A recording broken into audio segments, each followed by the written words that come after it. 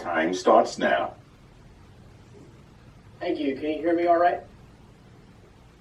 Great. My name is Stephen Fox. Thank you so much for the opportunity to give this testimony. This is my first time ever attending a city council hearing.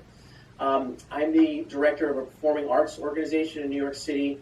I was born and raised in New York City and have lived here most of my life. I love this city, and there's never been anything that has ever made me think about leaving the city. That is, until the helicopter problem got out of hand. Then, for the first time, my wife and I started making plans to move out of the city.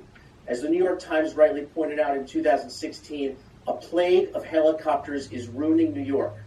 Where my wife and I live on Riverside Drive in Manhattan, helicopters were going up and down the Hudson River all day, every day, perhaps a little bit less on Sundays or when it was raining.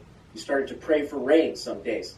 It was a constant all-day source of noise and disturbance, worse than any quality of life issue we've ever experienced in New York. Apparently there was an agreement in 2016 between the city and downtown Manhattan Heliport, but it made no difference. It does not make a difference to have one helicopter every 2 minutes rather than one helicopter every 1 minute. Living underneath constant helicopter noise is like living in a war zone. I'm not one for overregulation, but if there were ever an argument for regulation, it's here.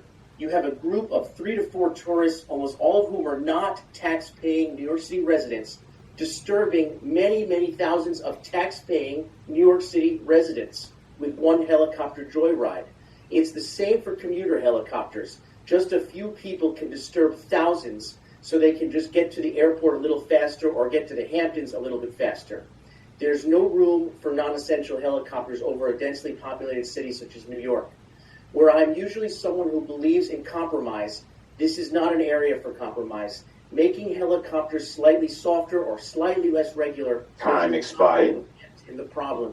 Greed cannot win this battle. If it does, New York will lose so many of its residents and tax revenue in order to keep a relatively small industry with a big lobbyist.